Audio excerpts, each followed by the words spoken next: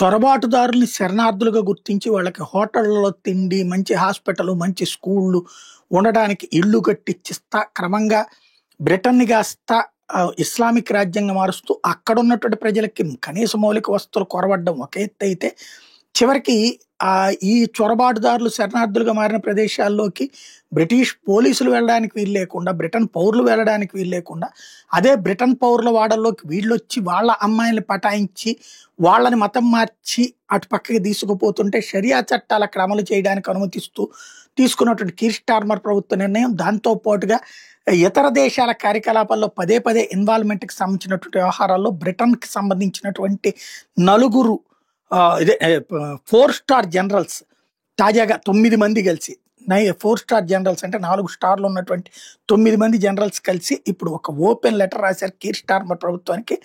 ప్రతి భారతీయ సోల్జర్ కూడా ఇప్పుడు ఎందుకు తనని డిప్లాయ్ చేస్తున్నాడో, ఇదే ప్రతి బ్రిటన్ సోల్జర్ కూడా ఎందుకు డిప్లాయ్ చేస్తున్నాడో తెలుసుకునేటటువంటి అవసరం ఉంది. తన శత్రువు ఎవరో కరెక్ట్‌గా చెప్పాల్సిన అవసరం ఉంది. చొరబాటుదారుని పట్టుకోమని మనమే చెప్తాం. రెండో పక్కన మళ్ళీ మనమే వాళ్ళని ఏమి చెయ్యొద్దని చెప్తున్నాం. ఈ పద్ధతి ఏంటి అంటూ నిలదీస్తూ సాగినటువంటిది. రెండో వైపున వచ్చేటప్పటికి ఎక్కడైతే జరుగుతున్నటువంటి పరిణామాల్ని ఎందుకు కంట్రోల్ చెయ్యట్లేదు కీర్ స్టార్మర్ ప్రభుత్వం అన్నటువంటిది నిలదీస్తూ వచ్చారు.